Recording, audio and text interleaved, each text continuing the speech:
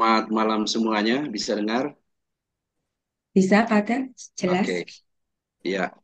eh, saya mulai dengan perkenalan nama. Jadi, nama saya Pater Avensius Harung, tetapi orang biasa panggil dan kenal saya Pater Beni. Saya dari kongregasi Ministrantium Infirmorum, itu dalam bahasa Latinnya. Ya, kalau dalam bahasa Indonesianya, Ordo Pelayan Orang Sakit. Jadi pendiri kami namanya Santo Camillus de Lelis. Dia orang Italia, tempatnya di wilayah Bucchianico. Jadi sekitar 2 jam, 3 jam dari sini, dari Roma, pusat Roma. Eh, Santo Camillus ini adalah dinobatkan sebagai pelindung orang sakit, para perawat, para dokter, orang-orang sakit, dan juga keluarga dari orang sakit. Jadi misi kami di bidang kesehatan, sehingga jarang kami bertugas di paroki. Jadi kami bertugas di rumah sakit. Kalau di Italia sini, jadi banyak di rumah sakit, baik pemerintah maupun milik kami sendiri. Nah, jadi sampai saat ini kami hadir di 58 negara, jadi hampir 10 negara di Asia, dan di Indonesianya pusatnya di Maumere, di mana kami ada sekolah, ada aspiran, postulan, novisiatnya di Kupang, sedangkan untuk mereka yang belajar filsafat dan teologinya di Flores. Untuk sampai sekarang ini dalam 12 tahun kehadiran kami di Indonesia, kami sudah ada 14 imam orang Indonesia dan satu dari Italia dan satu dari Pakistan. Jadi jumlah kami untuk Indonesia sekarang itu ada 16. Jadi 14-nya orang kita sendiri, orang Indonesia. Ya, untuk kongregasinya, sedangkan untuk keberadaan saya di Roma ini, jadi saya kerja di bawah dikasteri Vatikan Human Development khususnya untuk di bidang kesehatan. Makanya, jadi di sini saya kerja di Rumah Sakit Santo Yohanes John the Baptist. Jadi itu di bawah Vicariate Roma, ya di bawah Vicariate Roma, dekat dengan Santo Yohanes Lateran di sini dan juga sambil kerja saya studi di Sekolah Pontifikal Santo Yohanes Lateran, Sekolah Pontifikal Kepausan. Ya, begitu. Jadi untuk sementara itu saja perkenalan saya. Jadi kita langsung dengan topik kita. Takut nanti lebih lama perkenalan daripada topiknya. Oke, baik. Saudara-saudari, Bapak Ibu saudara-saudari, juga saya lihat tadi ada suster di sini. Mungkin juga ada suster lain yang tadi saya undang. Mungkin mereka bisa masuk nanti. Ya, se- eh, pada saat saya dipanggil oleh satu suster, jadi langsung berkenalan dengan Ibu, maaf ya panggilannya Ibu Gunawan atau Ibu siapa nama? Ibu Regina, Meter. Ibu Regina, ya Ibu Regina. Jadi suster langsung kasih nomor saya ke Ibu Regina. Jadi tentang kalau bisa beri semacam refleksi.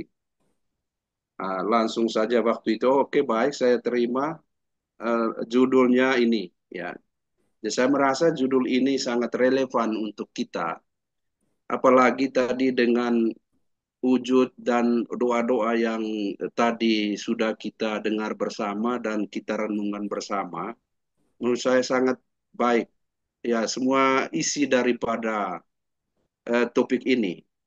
Ya, yang pada akhirnya bahwa kapasitas manusia untuk mengenal Allah ini salah satu caranya apa yang kita buat. Nanti kita akan bicarakan. Jadi dalam topik ini kapasitas manusia untuk mengenal Allah dan bagaimana kita dapat berbicara tentang Allah. Jadi saya memilih 4 hal-hal yang paling mendasar. Yang pertama, kerinduan akan Allah. Ya, itu nanti poin pertama yang kita bahas, kerinduan akan Allah. Poin kedua, cara-cara untuk mengenal Allah. Ya, bagaimana cara-cara kita untuk mengenal Allah? Dan poin yang ketiga, jadi pengenalan akan Allah menurut gereja. Ya, kita harus bedakan bagaimana cara kitab suci mengenal Allah dan cara gereja memperkenalkan Allah. Ya, jadi ada dua hal yang berbeda. Lalu subtopik yang terakhir nanti kita akan bicara tentang bagaimana kita dapat berbicara tentang Allah. Ya, ya sebagai kata kata pengantar, ya saya mau katakan bahwa kapasitas manusia untuk mengenal Allah adalah sebuah eksplorasi yang mendalam dari hasrat bawaan kita untuk berhubungan dengan yang ilahi. Jadi secara sadar atau tidak sadar bahwa dalam hati kecil kita, in the deep of our hearts, di kedalaman hati kita, kita mempunyai hasrat untuk mengenal Allah. Jadi ini kita bisa juga apa namanya kalau kita flashback atau baca buku tentang sejarah-sejarah individu-individu dalam gereja, santu dan santa atau orang-orang yang istilahnya memotivasi kita dalam hal spiritualitas. Jadi sudah begitu banyak kesaksian dan dari hidup-hidup mereka yang kita bisa jadikan sebagai hal yang mendukung kita dalam proses pendewasaan dalam iman. Selain individu-individu itu dan juga budaya-budaya, budaya-budaya yang telah bergulat dengan pertanyaan-pertanyaan tentang keberadaan dan sifat Allah, ya, yang mengarahkan pada interpretasi dan pemahaman yang beragam. Artinya bahwa cara-cara kita untuk mengenal Allah itu berbeda-beda, walaupun ada banyak kesamaannya, tapi ada juga perbedaannya. Jadi perjalanan ini artinya dalam proses pendewasaan iman ini seringkali melibatkan perpaduan antara akal kita, ya akal kita, akal sehat ya, tidak hanya akal. Jadi karena kita juga punya akal yang menjurus kita kepada akal yang tidak sehat. Tapi dalam hal ini ya akal sehat, sudah itu spiritualitas dan pengalaman pribadi yang membentuk cara kita memandang yang ilahi. Ya, dalam membahas Tuhan, ya kita menjalani landscape yang kaya akan ya kalau yang filosof, yang studi filsafat, ya pasti mereka tahu keindahan dalam filsafat itu untuk mengenal Allah. Sudah itu yang juga studi teologi dan mungkin yang paling penting untuk kita sekarang ya mungkin karena kita tidak studi filsafat, kita tidak studi teologi, kita fokus pada refleksi pribadi atau pengalaman pribadi kita sebagai orang yang sebagai bapak, sebagai mama, sebagai pastor, bruder, suster dan lain sebagainya. Jadi dengan menggunakan bahasa yang berusaha untuk menjembatani kesenjangan antara yang tak terlukiskan, artinya yang tidak bisa dilihat, dan yang nyata yang bisa kita lihat. Ya, ketika kita mendalami topik ini, ya kita akan memeriksa sebagai berbagai cara manusia mengartikulasikan pemahaman mereka tentang Tuhan.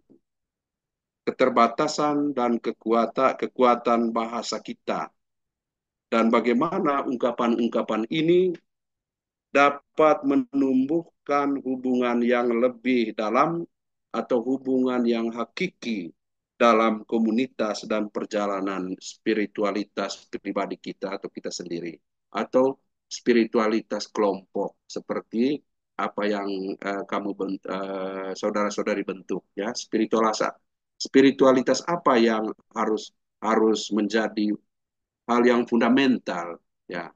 Jadi kalau saya tidak salah ya saya memahami dari apa yang sudah kita jalankan tadi itu jadi spiritualitas tentang wajah kudus Yesus ya seperti itu dalam grup ini itu saya membacanya seperti itu. Oke, ini hanya sebatas prakata saja. Kita masuk ke poin yang pertama, ada kerinduan akan Allah, ya, kerinduan akan Allah. Ya, seperti yang saya katakan tadi bahwa kerinduan akan Allah tertulis dalam hati hati manusia. Ya, sudah tertulis dalam hati manusia. Apa buktinya? Karena buktinya adalah karena manusia diciptakan oleh Allah dan untuk Allah. Dan Allah tidak pernah berhenti menarik manusia kepada dirinya. Jadi itu yang paling penting dalam poin ini. Jadi kita semua memiliki kerinduan akan Allah itu sudah tertanam dalam sanubari kita. Karena apa? Karena kita diciptakan oleh Allah untuk Allah dan Allah tidak pernah berhenti untuk menarik kita ketika kita jauh darinya. Ya, itu sifat Allah yang paling pertama sebagai Bapa, ya. Nah, ini hal yang harus kita sadari betul bahwa kita semua ini adalah ciptaan Tuhan, milik Tuhan. Karena itu kita harus berserah diri dan kembali kepada Tuhan. Hanya di dalam Allah kita akan menemukan kebenaran. Ya, kita akan menemukan kebenaran dan kebahagiaan yang tidak pernah berhenti dicarinya. Artinya bahwa kita diberi waktu untuk mencari kebahagiaan itu. Lewat kerja kita, lewat keberadaan keluarga kita, keberadaan teman-teman kita, rezeki kita, dan lain sebagainya. Ya, tetapi ingat bahwa semuanya itu harus kembali kepada Allah yang memberi kita anugerah untuk segala sesuatu. Ya, karena itu martabat manusia terutama terletak pada kenyataan bahwa ia dipanggil untuk bersekutu dengan Allah. Jadi martabat manusia itu bukan hasil dari perjuangan kita. Kalau kita studi ambil S1, S2 atau S3, itu bukan berarti bahwa kita yang apa namanya supaya kita mencari martabat kita itu lebih tinggi dari orang lain dan lain sebagainya. Tidak. Kebaikan apapun yang kita miliki, gelar, titel apa saja yang kita miliki, itu bukan cara kita untuk meninggikan martabat kita, bukan. Karena apa? Martabat kita itu diberikan oleh Allah itu sendiri, bukan hasil perjuangan kita.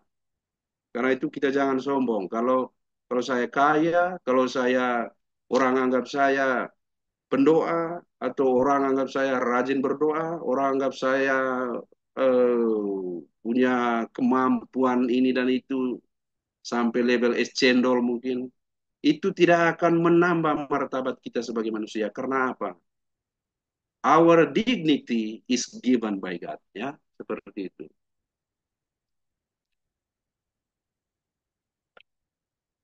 Jadi undangan untuk berkomunikasi dengan Allah ini ditujukan kepada manusia secara segera setelah ia ada. Kita mengingat dalam Genesis atau kitab Kejadian itu, ya setelah manusia pertama diciptakan dan lain sebagainya, Allah langsung berkomunikasi dengan manusia itu setelah penciptaan itu terjadi. Ya, karena jika manusia ada, itu karena Allah telah menciptakan melalui kasih dan melalui kasih terus mempertahankan keberadaannya. Jadi Allah mempertahankan manusia dengan kasihnya. Allah menciptakan manusia dengan kasihnya. Maka dengan kasih itu juga sebagai suatu hal yang paling esensial untuk kita kembali kepada Tuhan. Dia ada satu dalam Yohanes, Injil Yohanes ya, surat pertama Yohanes. Ya, mungkin saya akan beri dalam bahasa Inggris dulu pertamanya karena itu yang supaya bisa terjemahnya. Jadi Dia katakan begini, God is love. Anyone who lives in love or in God lives in God and God lives in him. Allah adalah kasih.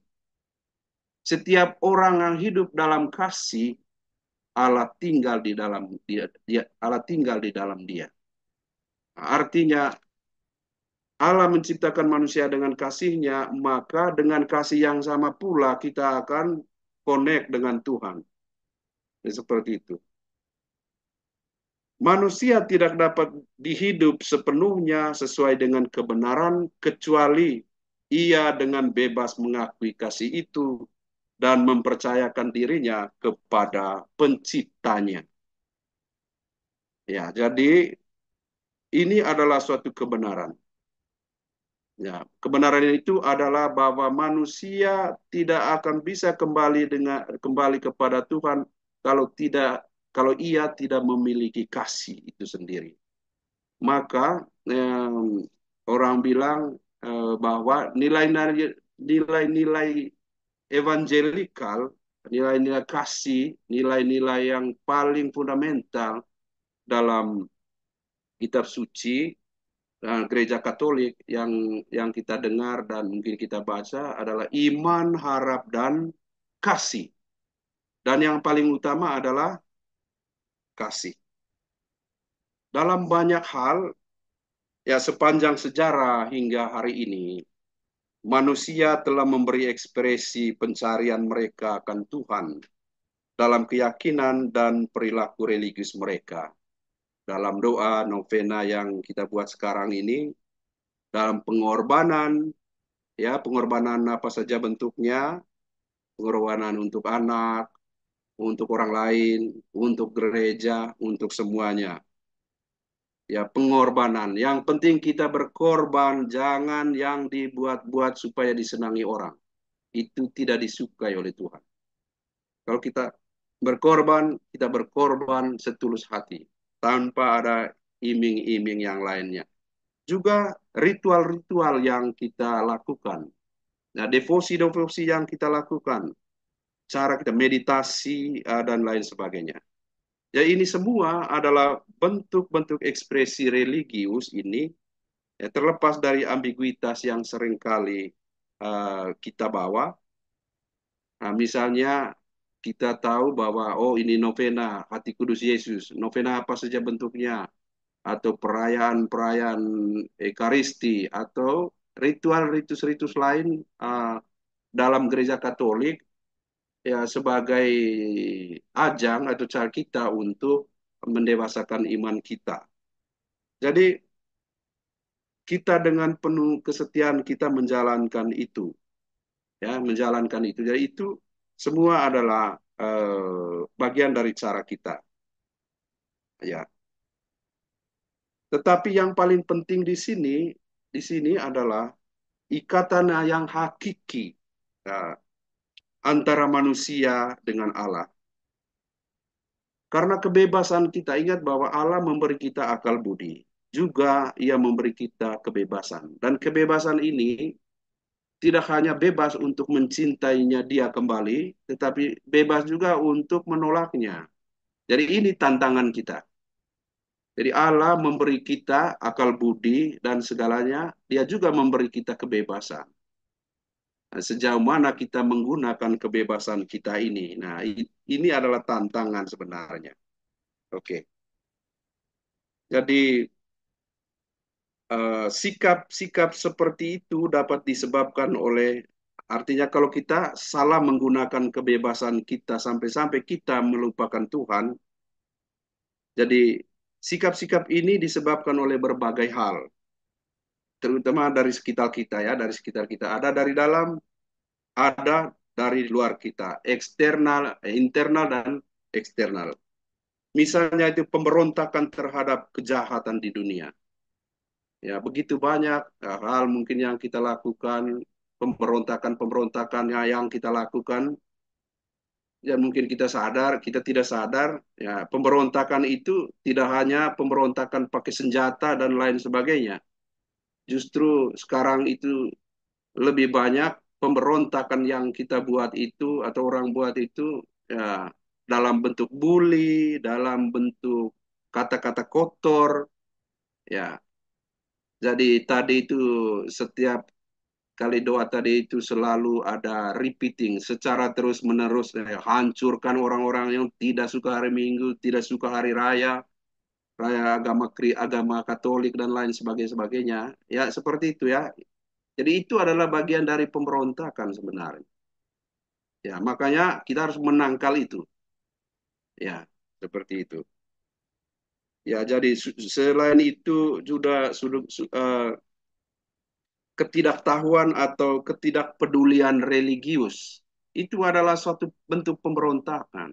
Kita sudah dibaptis, kita sudah tahu, kita sudah kaul kekal kalau pastornya, susternya, kita sudah ditabiskan jadi imam, kita sudah berjanji di depan Tuhan untuk menikah. Kita pokoknya perjanjian-perjanjian dengan Tuhan itu pemberontak ada misalnya ketidaktahuan atau tidak peduli.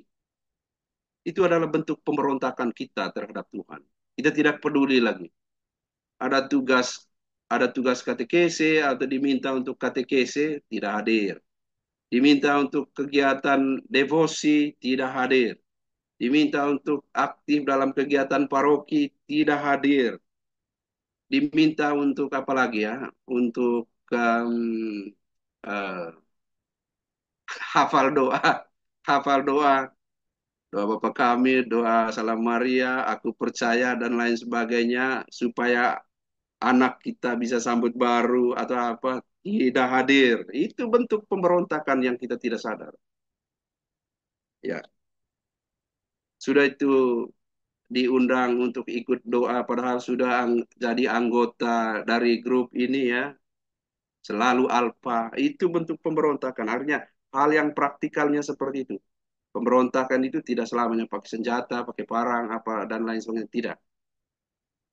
Kata-kata kasar kita juga terhadap anggota grup doa ini, teman kita di tempat kerja, apalagi kalau dengan istri kita, suami kita, teman pastor, teman suster, itu adalah bentuk dari pemberontakan yang secara tidak sadar kita lakukan.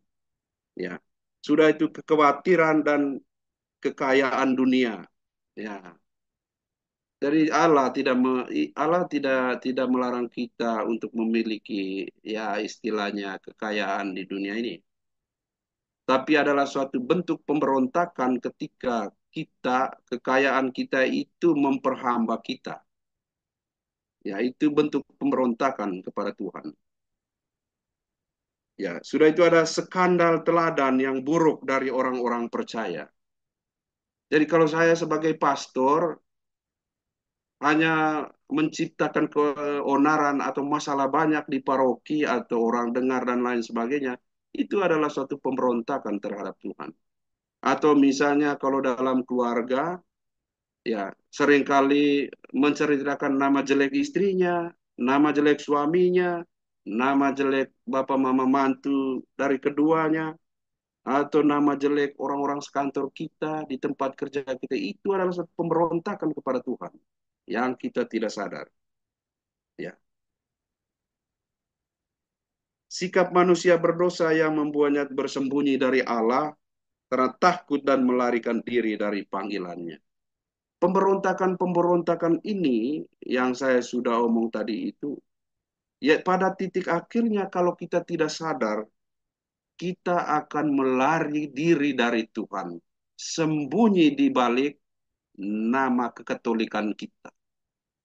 Namanya Katolik, baptis secara Katolik, tetapi tidak pernah mengikuti ajaran-ajaran Katolik. Karena itu tadi, kita tidak sadar banyak melakukan pemberontakan-pemberontakan itu. Maka titik akhir dari semuanya itu adalah kita sembunyi di balik kekatolikan kita. Oke. Terus ya saya mau kutip sesuatu dari katekisme apa namanya ajaran katekis gereja. Di situ katakan biarlah hati orang-orang yang mencari Tuhan bersukacita, meskipun manusia dapat melupakan Tuhan atau menolaknya, Dia tidak pernah berhenti memanggil setiap orang untuk mencarinya, untuk menemukan kehidupan dan kebahagiaan. Seapapun pemberontakan yang kita lakukan terhadap Allah, secara sadar atau tidak sadar, ingat bahwa Allah selalu memberi waktunya untuk kita untuk kembali kepadanya. Ya, saya juga kutip dari Santo Agustinus, ya katakan begini, Engkau besar ya Tuhan dan patut dipuji. Besar kuasamu dan hikmatmu tidak terbatas. Dan manusia yang merupakan bagian kecil dari ciptaanmu ingin memuji engkau. Manusia ini meskipun berpakaian kefanaan dan menanggung bukti dosa dan bukti bahwa engkau menahan orang yang sombong. Terlepas dari segalanya, manusia meskipun hanya bagian kecil dari ciptaanmu ingin memuji engkau. Engkau sendiri mendorongnya untuk bersukacita dalam pujianmu. Karena engkau telah menciptakan kami untuk dirimu sendiri, dan hati kami tidak tenang sampai ia bersandar padamu. Kata-kata Agustinus ini adalah suatu bentuk pengakuan dan juga penyerahan diri. Pengakuan bahwa di tengah kegoncangan hidup kami ini, kami hanya memiliki engkau sebagai sandaran hidup kami. Dan kebahagiaan yang sesungguhnya adalah bersandar padamu. Ya, itu inti dari 1 Yohanes ini. Ya, bagian pertama ini kita sudah selesai. Sekarang kita maju ke bagian yang kedua. Ini masih lama nih. Bagaimana cara-cara untuk mengenal Allah? Oke. Sebenarnya cara-cara untuk mengenal Allah ini kita sudah praktekkan setiap hari ya. Hanya karena kita tidak sadar atau terkadang kita tidak tahu, ini cara yang benar atau tidak. Ya, makanya terkadang kita kalau minta doa kepada pastor, kepada suster, atau kepada teman-teman kita, jadi sebenarnya apa yang mereka buat itu kita juga sudah buat. Hanya saja kita tidak yakin bahwa itu adalah cara saya untuk berdoa kepada Tuhan atau mengenal Tuhan. Oke, yang paling pertama atau cara untuk mengenal Allah itu adalah dunia yang kita diami ini, dunia yang kita diami ini, yaitu alam dan ciptaannya, termasuk kita sendiri. Ya, jadi bumi yang kita diami ini, pemandangan-pemandangan indah, ya termasuk rumah-rumah kita itu indah semua, ya semuanya indah. Tempat-tempat di mana kita pergi kunjungan atau kunjungan religi kah atau apa semua, sebenarnya semuanya indah. Hanya mungkin cara pandang kita yang tidak indah, ya. Mungkin sakit mata, barangkali sakit mata, ya. Dari segala pergerakan-pergerakan di sekitar kita, ya, semua indah. Nah, oke, jadi untuk ini kamu bisa refleksi secara pribadi ya, supaya saya cepat selesaikan ini. Eh, Cara yang kedua itu adalah pengalaman pribadi. Ya, mungkin saya tekankan di sini ya, untuk pengalaman pribadi ini. Ya, pengalaman pribadi, pengalaman hidup dan kesaksian. Oke, jadi setiap kita ya, kalau kita tadi ambil premis yang pertama bahwa kerinduan akan Allah itu sudah tertanam dalam sanubari kita. Ya. Jadi pengalaman pribadi kita itu apa saja pengalaman pribadi kita yang mungkin secara sadar atau tidak sadar bahwa itu juga adalah pengalaman saya pribadi dengan Allah. Misalnya nih, uh, kemarin eh, 2 hari lalu saya pergi di Asisi, ada saya bawa eh, 2 orang dari Labuan Bajo, orang agama Katolik, dan 2 orang Hindu dari Bali. Nah, mereka masih ada di sini. Ya, sebentar saya akan ketemu mereka juga. Jadi, saya bawa mereka 2 hari lalu untuk melihat tubuh dari, kalau mungkin kamu dengar, anak muda yang nanti akan jadi santu, Paulo Kultis. Mungkin kamu dengar. Ada yang dengar kan? Halo? Iya, betul. Oke.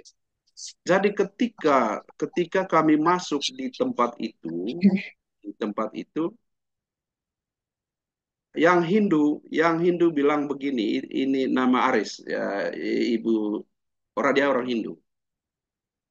Dia bilang begini ke saya, Romo, ya iya, Romo saya sedikit takut ketika saya masuk gereja dan melihat tubuh dari anak muda tadi, Paulo Kutis itu.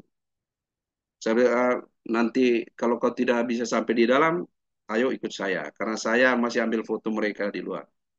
Ketika saya juga tiba di situ, jadi semacamnya bahwa ada sesuatu yang diambil dari saya, tapi dari bagian sini sampai di sini.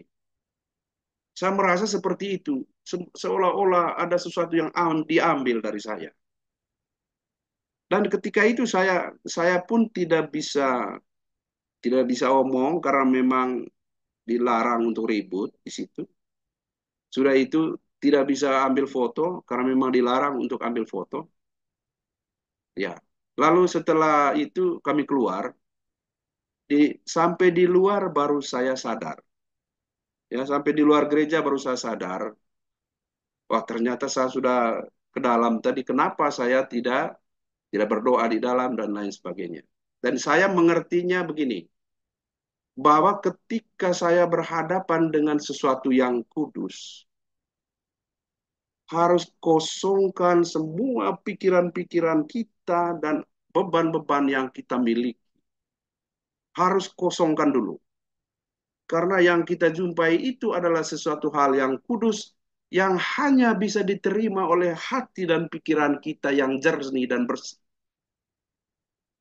Sesuatu yang kudus itu tidak bisa kita dengan mudahnya untuk simpan dalam hati dan pikiran kita yang kotor. Dan itu tidak layak untuk dibuat. Dan hal itu merupakan pengalaman Allah untuk saya, ya, pengalaman pribadi. Nah, terkadang juga misalnya dalam kehidupan berkeluarga, ya, dalam kehidupan berkeluarga, sebenarnya banyak pengalaman-pengalaman pribadi dengan Allah itu yang dirasakan atau yang sudah dialami. Hanya saja itu kita tidak menganggapnya sebagai pengalaman pribadi dengan Allah. Karena apa? Mungkin kita merasa bahwa itu hal yang ordinari. Yang kedua, mungkin kita merasa bahwa itu hal yang kecil karena kita menganggap sesuatu hal yang baik, misalnya ketika kita memberinya banyak. Contohnya begini, ah, ada seorang yang selalu memberi, ya selalu memberi, tapi memberi dengan tulus hati. Nah, karena apa yang dia berikan kepada orang itu kecil dari segi fisiknya, itu dia tidak menganggap itu sebagai suatu pemberian. Makanya kita sering kali mendengar mungkin ada orang yang bilang, itu hal yang biasa, ya, hal yang biasa karena kecil. Padahal hal yang besar itu terjadi karena kita setia dalam perkara kecil. Ya, artinya kita tidak mengukur kebaikan kita dari segi besarnya apa yang kita berikan. Tapi itu yang terjadi. Ya, ketika orang berterima kasih kepada kita karena kita beri sesuatu yang besar, itu kita anggap, itu kita terima, ya rasa terima kasihnya. Kalau hal yang kecil, lalu kita selalu bilang, itu yang kecil saja, apa semuanya. Padahal dia dia tidak mampu untuk berbuat yang besar kalau dia tidak setia dalam perkara yang kecil. Maksudnya semuanya ini adalah, jadi kita dalam melakukan suatu kebaikan, kita jangan ukur besar kecilnya. Tapi pengalaman itu adalah pengalaman pemberian Tuhan yang baik. Artinya, jangan merendahkan diri kita sendiri. Rendah hati boleh, tapi jangan merendahkan diri. Ya. Yang berikutnya, Jadi itu tadi ya, cara-cara untuk mengenal Allah itu selain alam ciptaannya, pengalaman pribadi kita. Yang ketiga, kitab suci. Ya, kitab suci. Mungkin ini adalah suatu hal yang memalukan kita ya, ketika orang atau saudara-saudari kita yang Muslim atau Protestan ataupun yang non-Katolik, ya mungkin banyak banyak itu di YouTube itu, ya mereka mengklaim bahwa ya kitabnya mereka sendiri saja mereka tidak tahu, mereka itu tidak baca kitab suci. Ya mungkin ada benarnya, ya. Tapi kalau menanggapi hal-hal seperti itu tidak boleh harus marah, tidak boleh harus mencaci mereka balik dan lain sebagainya. Tidak, terima itu sebagai suatu refleksi yang baik untuk kita supaya kita lebih mendekatkan diri untuk bisa membaca kitab suci.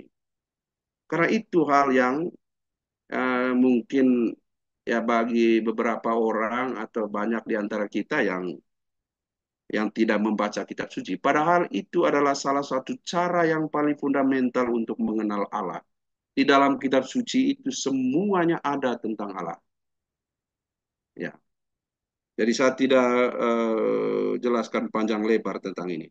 Jadi sudah itu selain kitab suci, cara-cara untuk mengenal Allah itu juga dalam komunitas dan persekutuan. Jadi grup-grup doa ini ya yang kamu bentuk ini juga adalah salah satu cara untuk ya mengenal Allah. Ya, karena itu saya hanya berharap grup ini tidak boleh memberontak, ya, tidak membuat aksi berontak terhadap Tuhan. Artinya jadikan grup ini sebagai grup yang mendewasakan iman kita, bukan untuk mencari kekurangan orang lain, anggota-anggota grup ini, atau bukan untuk mencaci maki dan lain sebagainya. Karena itu adalah bagian pemberontakan. Percuma kalau misalnya kita selalu buat ini, berapa kali ini buat ini setiap bulan atau berapa bulan. Jangan sampai sia-sia jadinya ketika kita menjadikan grup ini sebagai ajang untuk menceritakan orang lain, ajar untuk pemberontakan-pemberontakan terhadap orang-orang yang tidak disiplin untuk ikut doa dan lain sebagainya. Ya, jadi komunitas dan persekutuan ini adalah ajang untuk mengenal Allah kalau bahwa baca kitab suci sudah itu mengapresiasi pengalaman pribadi dengan Allah, pengalaman teman-teman kita dalam grup ini, sharing-sharing yang mereka sharingkan itu, jadi ambil itu sebagai refleksi, ya, dan juga ya doa dan penyembahan, ya kita buat itu mulai awal, dan itu hal yang baik, itu cara-cara kita mengenal Allah. Sudah itu refleksi, ya refleksi. Jadi terkadang ya mungkin karena kesibukan kerja kita masing-masing dan lain sebagainya, kita lupa untuk refleksi. Hal baik apa yang saya buat hari ini untuk Tuhan?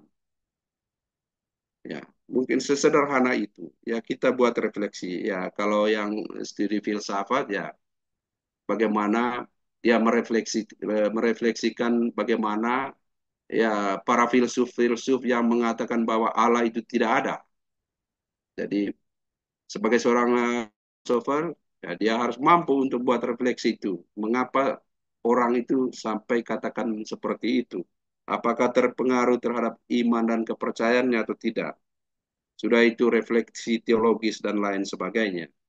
Ya, sudah itu bagaimana ini yang harus kita apa namanya perdalami bersama. Dari semua cara-cara di atas tadi, ya apa peran daripada, kita harus tahu ini, apa peran dari Roh Kudus di situ. Jadi tanpa Roh Kudus, kita tidak memiliki kemampuan untuk mengenal Allah. Karena salah satu peran Roh Kudus itu adalah me, membimbing kita, menjernihkan hati dan pikiran kita, supaya kita bisa secara jelas dan hati terbuka untuk mengenal Allah.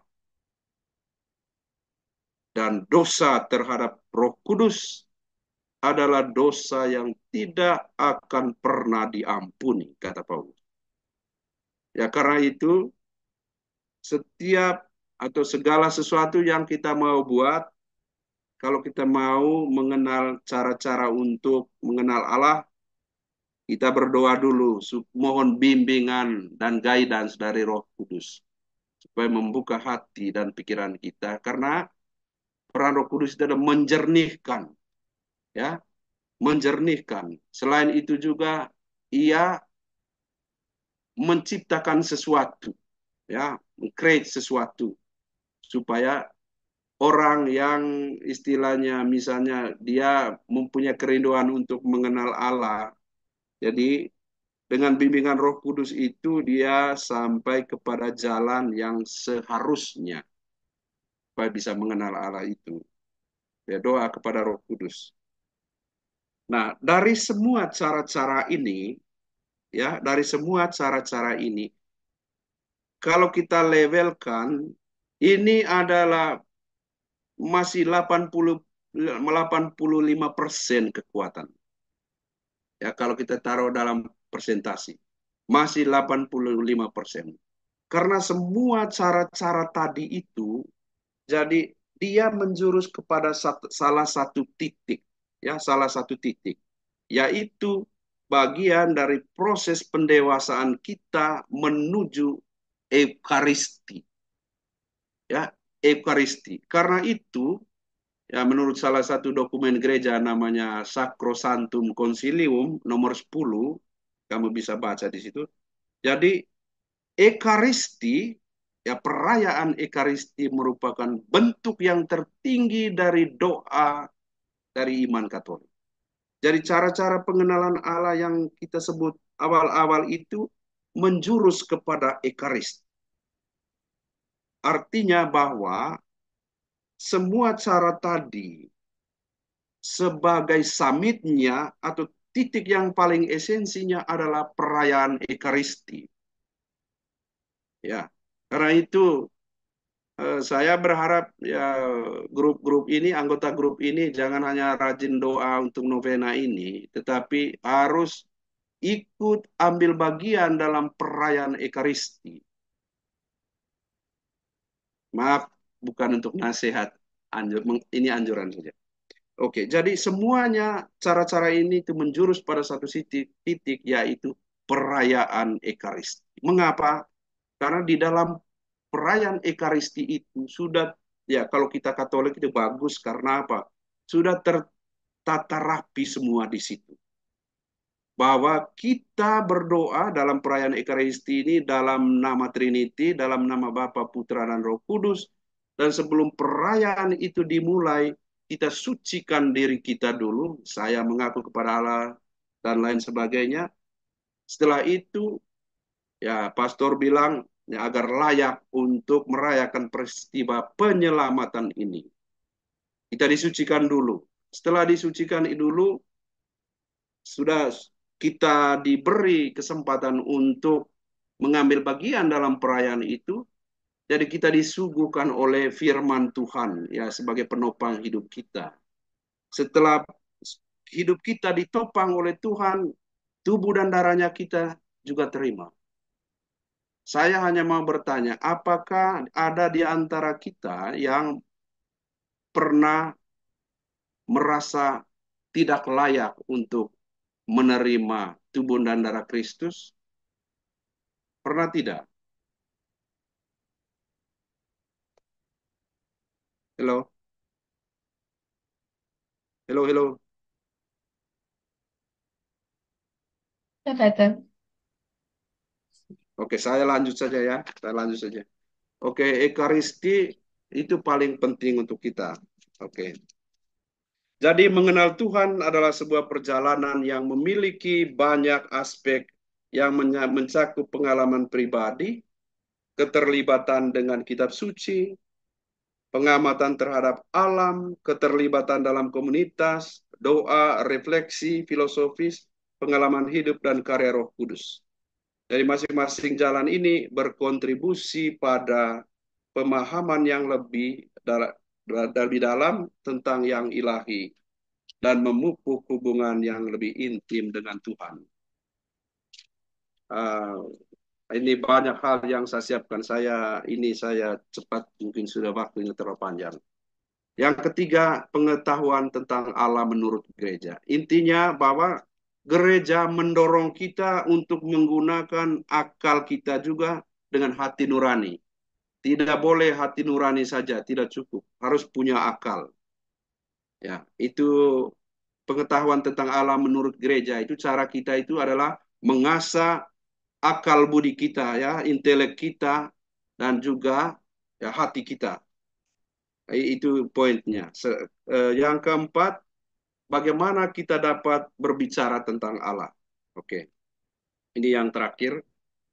Yang paling pertama, ketika tadi cara-caranya kita sudah kenal, sudah perdalami dengan baik, maka waktunya untuk misi kita, untuk menggunakan apa yang kita miliki tadi itu, supaya kita bisa berbicara tentang Allah. Ya, dalam kitab suci ada banyak cara untuk berbicara tentang Allah. Misalnya menggunakan metafor, analogi atau perumpamaan, ya. Banyak perumpamaan yang kita bisa baca dalam kitab suci. Ada perumpamaan tentang anak yang hilang, ada perumpamaan tentang biji sesawi, ada perumpamaan tentang dirham yang hilang dan lain sebagainya. Dan itu adalah cara-cara kita untuk menyampaikan uh, pengetahuan tentang Allah itu. Yang paling utama adalah kita harus, ya, paling kurang cara berkomunikasi kita harus bagus. Memang ya kita memiliki keterbatasan dalam bahasa untuk bisa mengerti secara detail tentang isi-isi kitab suci. Tetapi itu bukan menjadi penghalang kita untuk berbicara tentang Allah. Ya, ketika kita setia untuk membaca kitab suci, ya sedikit demi sedikit hati dan pikiran kita juga terbentuk ya di situ, sehingga punya daya kekuatan ya dengan bantuan Roh Kudus tadi, daya kekuatan kita untuk bisa dengan berani ya membicarakan tentang Allah terhadap sesama kita. Ya, selain pakai perumpamaan dan metafora, yang kedua, dengan cara penyembahan sebagai komunikasi kita. Jadi misalnya, eh, yang paling konkret itu kita mempersembahkan sesuatu kepada gereja misalnya, ya. Itu adalah bahasa nonverbal, ya, bahasa nonverbal. Tanpa kita harus omong, ya mudah-mudahan bahwa apa yang kita persembahkan di depan altar itu ya mendorong hati setiap orang untuk melakukan hal yang sama. Sudah itu bentuk dari penyembahan itu adalah misalnya kita membuat devosi, ya, devosi, kunjung-kunjung ke gereja-gereja, kunjung ke tempat-tempat kudus dan lain sebagainya, mempersembahkan sesuatu di situ bukan artinya kita selalu mempersembahkan kasih uang, kasih benda-benda, tidak seperti itu. Dengan hadirnya kita di tempat itu adalah bentuk persembahan. Ya, tanpa kita harus omong dengan orang lain, kita selalu berharap bahwa apa yang kita buat itu bisa menginspirasi sesama kita. Artinya, kalau kita mau bagaimana kita dapat berbicara tentang Allah, itu tidak hanya oral, omong, tetapi juga nonverbal, ya, seperti itu. Dan yang terakhirnya, eh, dari semuanya nomor satu tadi sampai sebelum ini, yang paling penting di situ adalah kerendahan hati kita. Setelah semuanya ini tadi, kita harus rendah hati. Jangan karena kita menjadi ketua grup dalam satu devosi, jangan karena kita menjadi pastor, suster, bruder, atau orang terpandang di masyarakat. Nah, itu mulai kita sombong. Kalau itu yang terjadi, semua yang kita pelajari tentang Allah, berbicara tentang Allah dan lain sebagainya, itu tidak ada artinya. Ya, orang yang rendah hati adalah orang yang melihat segala sesuatu bahwa dia sudah yang paling rendah di situ. Bukan rendah diri, rendah hati. Jadi dia seolah-olah tidak tahu, padahal dia tahu banyak, tetapi dia tidak bicara banyak. Tapi dia berbuat banyak. Ya. Orang yang rendah hati adalah orang yang less talk do much, seperti itu. Dia tidak berbicara banyak, tapi banyak buat kebaikan. Ya. Orang yang rendah hati itu adalah orang yang tidak gila dengan jabatannya. Saya mengambil satu contoh. Ketika Yohanes Pembaptis ditanya oleh murid-muridnya, oleh orang-orang di sekitarnya, dia bilang, apakah engkau seorang Mesias? Dia bilang, oh tidak, aku hanya orang yang berteriak-teriak di padang gurun untuk mempersiapkan kedatangan Tuhan. Aku membaptis kamu dengan air, tetapi dia yang datang setelah aku membaptis kamu dengan api atau Roh Kudus. Ya, mungkin kalau kita manusia ini, orang tanya, oh apakah engkau ini dan itu? Ah, karena itu jabatan tinggi atau mempunyai kuasa di situ. Lalu kita seenaknya jawab, oh iya, saya ini, saya itu, dan lain sebagainya. Padahal tidak. Artinya, terkadang kapasitas yang kita miliki, jabatan kita yang kita miliki, atau mungkin kita memiliki harta kekayaan yang baik, yang banyak, ataupun ya dan lainnya, kita menjadi sombong. Tidak boleh. Jadi kita harus rendah hati. Nah, itu poin yang terakhir. Sebagai kesimpulan, jadi manusia pada dasarnya adalah makhluk religius. Ya, makhluk religius. Berasal dari Allah, menuju ke Allah, menjalani kehidupan yang sepenuhnya sebagai manusia hanya jika ia secara bebas dalam persekutuan dengan Allah yang diimaninya. Ya, Santo Agustinus,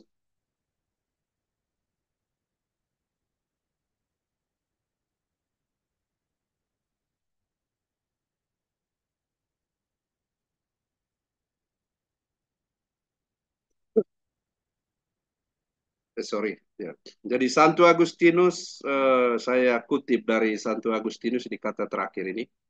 Manusia diciptakan untuk hidup dalam persekutuan dengan Allah yang di dalamnya ia menemukan kebahagiaan. Ketika aku sepenuhnya bersatu dengan Allah, tidak akan ada lagi kesedihan atau cobaan. Sepenuhnya di dalam Allah, hidupku akan lengkap.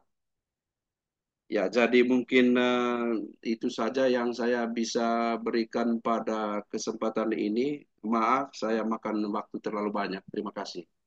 Maka